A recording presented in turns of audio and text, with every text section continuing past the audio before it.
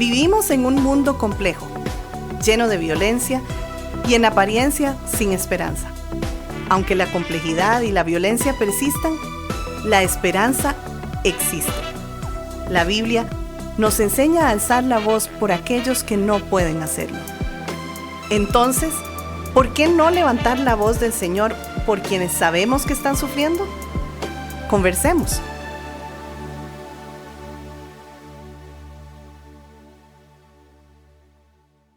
La semana pasada hablamos de cómo la violencia relacional no siempre se ve, pero sí se siente. Y se siente en confusión, en culpa persistente, vergüenza y la sensación sostenida de miedo. Vimos que cuando dependemos emocionalmente de alguien, el cerebro puede priorizar mantener la relación antes que reconocer la verdad. Y eso nos deja vulnerables a la manipulación, entre otras cosas. Hoy profundizaremos en un concepto clave para entender por qué ocurre esto y cómo empezar a salir. Nos referimos al criterio de realidad. Es esa capacidad de distinguir lo que realmente está pasando de lo que nos dicen que está pasando y de lo que terminamos creyendo por miedo o dependencia. Recuperar el criterio de realidad no significa imponer mi verdad, sino validar honestamente la propia experiencia frente a intentos de confundirla. Veremos además cómo funciona de manera opuesta este criterio de realidad, en quien ejerce control. Y, sobre todo, hablaremos de cómo esa claridad puede recuperarse desde la identidad en Cristo, quien nos capacita para vivir en la verdad y no en la confusión. Mi hermano, te saludo en esta mañana. ¿Cómo has estado? Pues muy bien, gracias por preguntar y más que listo para que conversemos sobre esto. Eso es bueno, porque el tema es muy importante. ¿Vos dirías que es un tema clave en asuntos de violencia doméstica? Es un tema que inclusive nosotros mismos vamos convenciéndonos de lo clave que es, ¿verdad? En nuestro ejercicio ministerial. Siempre caemos en ese centro. Sí. Por supuesto, desde la identidad en Cristo. Exacto. Cristo es el centro de nuestras vidas, ministerio, de todo, ¿no? Pero esa identidad se ve muchas veces afectada desde una muy baja autoestima, un criterio de realidad afectado. Por eso es que importantes son esos temas. Muy bien. Empecemos por entender el criterio de realidad. Bien, entendamos lo que es la facultad de mantener conectados lo externo y lo interno sin confundirlos. Clarísimo. Claro, así simple. Ya empezamos bien. Ya empezamos bien desde lo más sencillo. Bien. Implica reconocer hechos, palabras, conductas y sus efectos reales en nosotros internamente. Por ejemplo, si alguien me grita e insulta, el criterio de realidad me permite decir, momento, esto está sucediendo. Me duele, no es normal y no es correcto. Exacto. ¿Bien? Ese es el criterio de realidad saludable. Por ponerlo desde un nombre, ¿verdad? Ahora, en lugar de dudar automáticamente de mi percepción, ¿será que me lo estoy imaginando? O ese tipo de líneas. Bien, sin ese criterio, la persona queda vulnerable a la confusión, que es un asunto muy complejo ante la violencia, porque empieza a depender de lo que el otro afirma sobre la realidad. Entonces ya no es una experiencia consciente, como hablamos en el programa anterior, ¿verdad? Ni con claridad ni con conciencia, sino que es totalmente rendido a lo que otro dice que es la verdad. Ajá. Eso es entonces el criterio de realidad visto desde la persona que recibe un posible maltrato. Ahora, permíteme aclarar el criterio de realidad desde la parte agresora. O sea, no quien recibe la agresión, sino el criterio de realidad, el mundo de realidad de la parte agresora. Del que agrede. En esta parte agresora sí tiene que ver con una verdad asumida, o sea, no reconocida como la parte víctima, que tiene que reconocer lo que está sucediendo. En la parte agresora es una verdad que se asume con un sistema de valores que busca imponerse sobre el otro para controlar y dominar. Por ejemplo, si no te corrijo, nadie lo hará.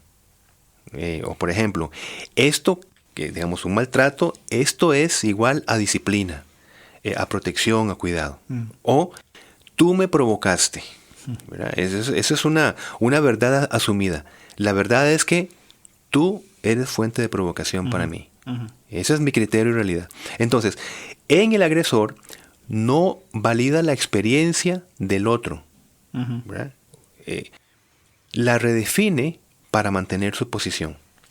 Su versión de la realidad no busca comprender, para nada, claro, sino dominar. Entonces cualquier discrepancia es vista como rebeldía, deslealtad o falta de respeto. Ese es el criterio de realidad de la parte agresora. Entonces, hemos puesto en la mesa ambas perspectivas de lo que es el criterio de realidad. Una víctima, cómo lo entiende, y el abusador, cómo lo entiende, lo explica. Como vos decías, ¿verdad? Es su versión de la realidad. Sí. Y la va a imponer. Exactamente. ¿Okay? Desde la manipulación verbal, la descalificación del otro, la negación de los hechos, eso no pasó, estás exagerando, yo nunca dije eso, sos una dramática. Todas esas líneas, bien, van desarrollando en su pareja, y aquí usamos otra palabra ahí que queremos ir incorporando, una disonancia cognitiva. Bien, cuando este patrón se normaliza, la víctima erosiona su criterio de realidad. Va mermando, se va desgastando, o coincidiendo con el otro. Empieza a dudar de sus sentidos, de su memoria, duda de sus emociones. Y es muy importante acá mencionar que es importante recordar que la mente protege el vínculo, aunque tenga que negar o minimizar la realidad. Sí. A nivel cerebral, sí, primero se protege la relación, el vínculo, y después sí, se procesan otro tipo de asuntos. Exacto. Y ve esto, mi hermano, la caída en Génesis 3, ¿verdad?, no empezó con violencia ni imposición externa, sino con una distorsión progresiva de la percepción de la realidad y del carácter de Dios. Muy bien. Desde la pregunta, ¿con qué Dios os ha dicho? Ahora, el objeto, es decir, el fruto del árbol, ¿verdad?, el objeto de prohibición, no cambió. El objeto era prohibido. Pero cambió la manera de verlo por parte de la primera humanidad, principalmente Eva. Entonces, el mal opera primero en el nivel cognitivo-moral. En Efesios 4, 17 y 18 se presenta el pecado y la opresión asociados con confusión y oscurecimiento del entendimiento. O sea, así es como empieza a operar el mal. La mentira tiene como objetivo nublar la percepción y este estado lleva a una alta vulnerabilidad. Hacemos este análisis porque si nosotros vemos cómo opera realmente la maldad, ¿ves?, opera desde la percepción de la otra persona de la realidad, pero es que nosotros no nacemos con una percepción acabada de la realidad. Por eso la revelación está exterior a nosotros mismos. Entonces, yo puedo entender bíblicamente qué es maltrato y qué no es amor.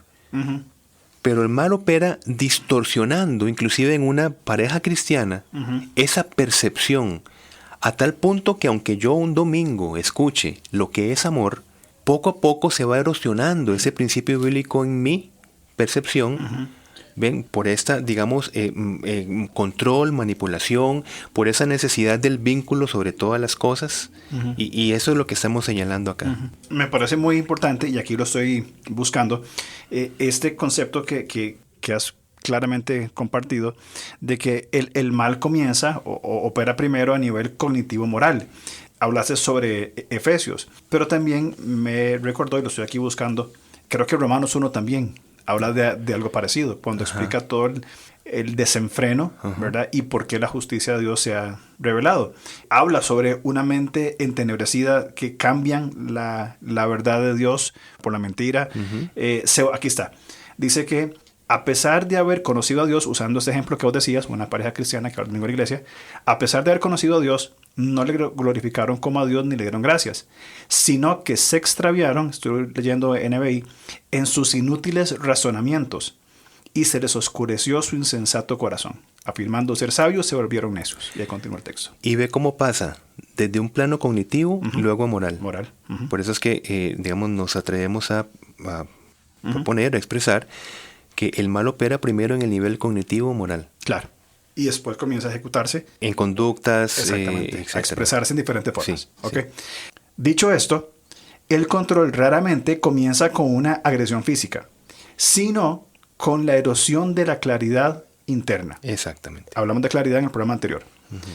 Llevando a que la persona dude de lo que sabe y ve y experimenta. Y ese control es posible que se dé desde el noviazgo, aunque no hayan golpes. Exactamente. Entonces, igual, como vos ponías este criterio muy bueno en Génesis 3, Efesios 4, Romanos 1, donde el mal opera primeramente de manera cognitiva y después moral, en una erosión. No es el golpe, no es la acción inmediata de un día para otro, sino comienza este proceso de erosión, para volver a usar la palabra. Exactamente, sí. Entonces la víctima necesita recuperar la confianza en su percepción. Pero ve que decimos confianza, porque ella sigue percibiendo lo que percibe, es decir, sigue sintiendo lo que percibe. Claro. Es la confianza en no dudar de lo que siente. Ahora, el agresor necesita confrontar la distorsión moral que sostiene su conducta. Cuando ambos fenómenos se confunden, se comete un grave error. Se acusa a la víctima de imponer su verdad cuando está expresando lo que siente, cuando en realidad solo está intentando recuperar claridad. ¿Sí? Por ejemplo, decir, no me hables así, es un acto de realidad, es decir, de validación de lo que se siente, por lo cual me lleva a decir, no me hables así. Decir, te hablo así porque lo mereces, es una justificación moral que perpetúa la violencia en la parte agresora. Y este accionar, entonces, porque creo que marcaste muy claramente lo que necesita recuperar la víctima y confrontar el agresor, nos pone ya, llamémoslo así, en un punto principal de esa conversación, que recuperar el criterio de realidad es uno de los primeros pasos para salir de un sistema de violencia relacional. De acuerdo. Esta recuperación de la confianza, sufrir por hacer el bien, decir la verdad con amor firme, es parte del proceso de recuperar ese criterio de realidad. Si no hay claridad, no hay decisiones sanas. Y eso es importante también tenerlo en cuenta junto con ese proceso de recuperación. Sí. Mientras la persona dude de lo que ve, oye, siente, seguirá atrapada en un ciclo de confusión, culpa y una falsa esperanza, una esperanza ilusoria de que si cambio lo suficiente, todo mejorará. Una falsa esperanza, esos autoguiones que también hemos mencionado, que se inventa o que se dice una persona que está siendo abusada. Bien, ahora, la claridad permite nombrar lo que ocurre. Otra vez, hablamos de eso en el programa anterior, diciendo sobre poner el nombre a las cosas. Esto es maltrato, esto es control, esto es manipulación. Bien, nombrar no es exagerar, es iluminar, es traer claridad sobre la mesa. La violencia invisible prospera en la ambigüedad, pero pierde fuerza cuando la realidad se hace explícita.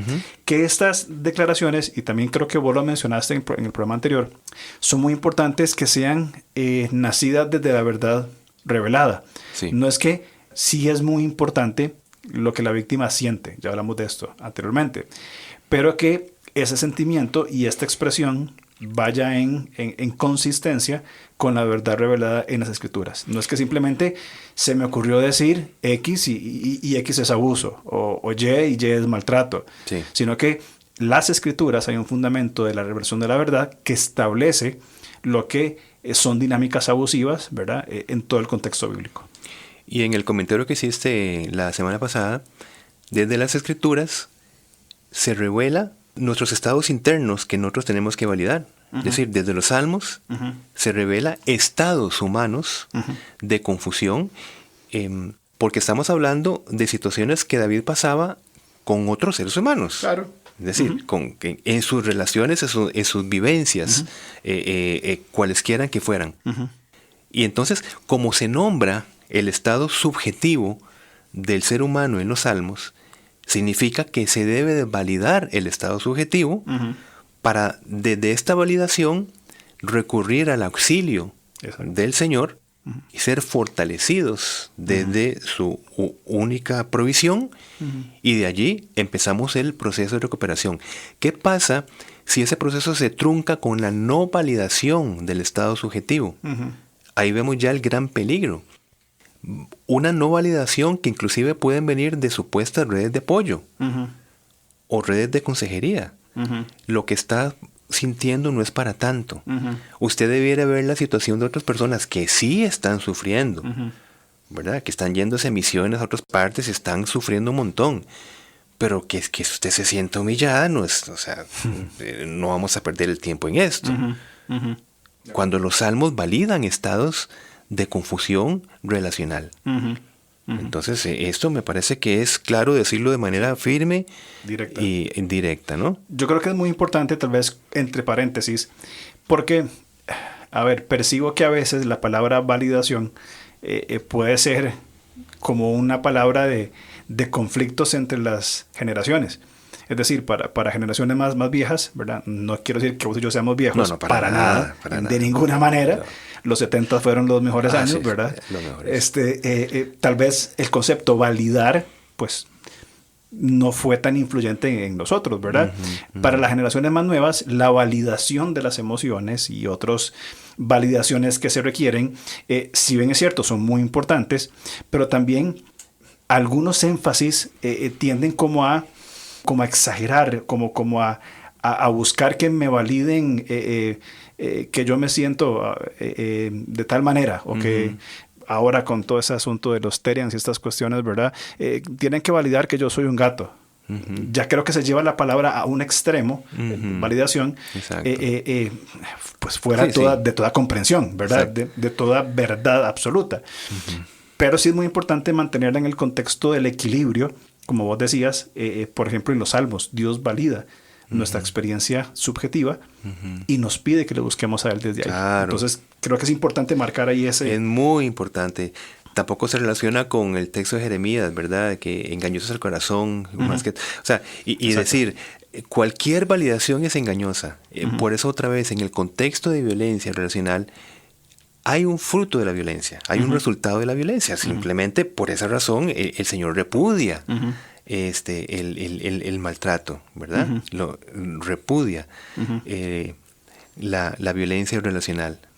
Entonces, ¿por qué? Porque tiene unas consecuencias que hay que validar para poderlas, primero se identifican y se confrontan. Y ahí está el buen uso de la palabra validar. Exactamente. Esta recuperación entonces del criterio de realidad no se basa únicamente en la autoconfianza, sino en la identidad dada en Cristo. O sea, si yo recupero mi criterio de realidad es porque lo alineo con la identidad que ya tengo en Cristo. De acuerdo. Entonces, la Escritura afirma que en Cristo somos hechos nuevas criaturas, amados, valiosos y llamados a la verdad. Esto proporciona un punto de referencia más sólido que la opinión del agresor o incluso que las emociones fluctuantes. La persona puede empezar a preguntarse, ¿esto refleja el carácter de Cristo? ¿Esto produce vida, paz y dignidad? ¿O produce temor y confusión? Isaías 5, como leímos la semana pasada, advierte sobre llamar a lo malo bueno y a lo bueno malo. Recuperar el criterio de realidad implica precisamente volver a nombrar correctamente las cosas, a ejemplo de Isaías 5. Muy bueno, muy bien, excelente. Me encantan esas preguntas. Empezar a preguntarnos, ¿esto refleja el carácter de Cristo? Entonces ya entramos en una reflexión mucho más profunda desde la verdad y no desde simplemente formas propias de creer o de entender las cosas, sino desde la persona de Cristo, que es fundamental. Ahora, mencionaste algo muy importante que tiene que ver con la identidad dada y se relaciona con la permanencia. Cuando hablamos nosotros de permanencia, o más bien desde la permanencia en Cristo, hay recursos internos que la violencia intenta apagar. Valentía para decir la verdad, sabiduría para discernir, dominio propio para no reaccionar impulsivamente y capacidad para responder al mal con el bien sin permitir el abuso. Vamos a actuar de manera contraria a esto cuando no nos aferramos a Cristo, cuando no permanecemos en Él y no nos vamos ejercitando en nuestra identidad dada. Si la víctima sigue respondiendo de una identidad asumida, desde un criterio de realidad impuesto, no va a decir la verdad, no va a tener valentía, no va a saber discernir, no va a saber cómo responder. Entonces es importante fundamentarnos en esta posición que ya tenemos en Él. Claro que sí. Por eso el apóstol Pedro, en su segunda carta, capítulo 1, es que esos añadidos no es algo bonito que se dice ahí, ¿verdad? Añadir a nuestra fe. Y la fe empieza, ¿por qué? Por escuchar la palabra de Dios. Es decir, como habla Pablo en Romanos. La fe es por el oír, y el oír no cualquier cosa. Oír la palabra de Dios.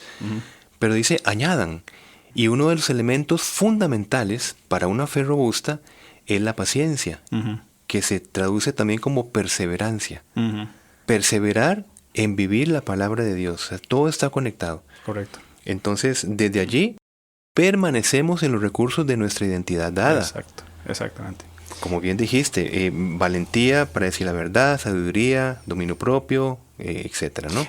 Y ahí nada más, agrego así nada más un puntito, eso es la responsabilidad del individuo. Si bien es cierto, la permanencia y la identidad es algo dado por el Señor, que ya tenemos porque hemos creído en Él, entra nuestra responsabilidad, en el caso de la víctima, fortalecida por redes de apoyo, comenzar a recuperar ese criterio de realidad y actuar de acuerdo a lo que yo soy responsable que debo de hacer en un proceso de recuperar claridad y conciencia. Sí, exactamente.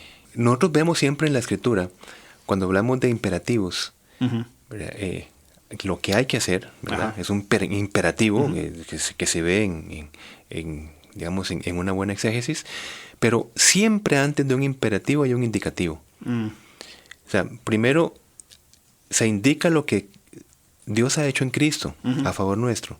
Y a partir primero del indicativo viene entonces el imperativo.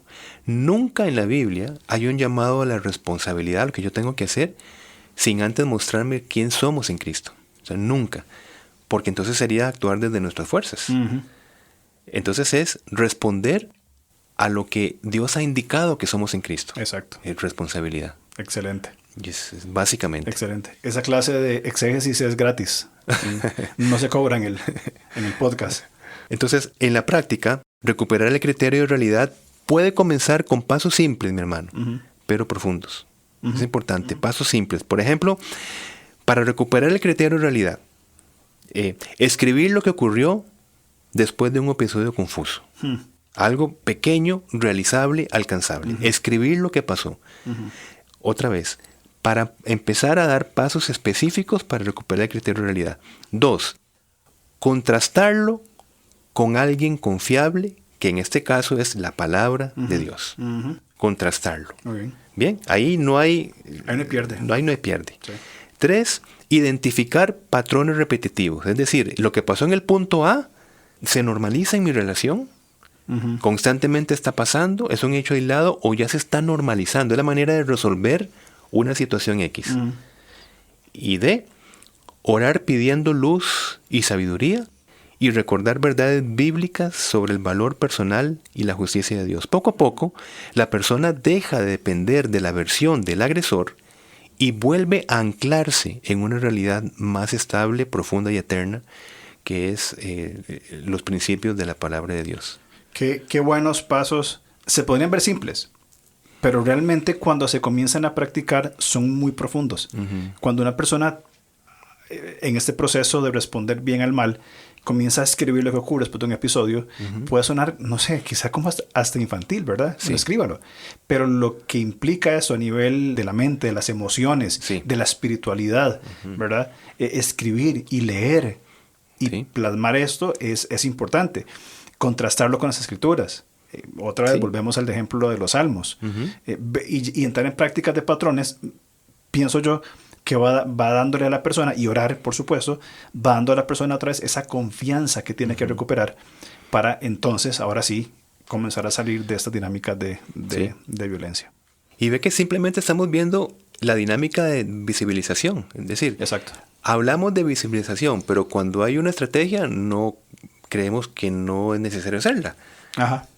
Pero cuando escribimos lo que sucede, ¿ves? Y cómo me siento, queda plasmado ahí. Posiblemente al día siguiente lo olvidé. Mediado por el miedo, por la idealización, por la negación, por la minimización, etc.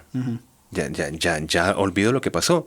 Pero teniéndolo escrito, hay un argumento histórico relacional.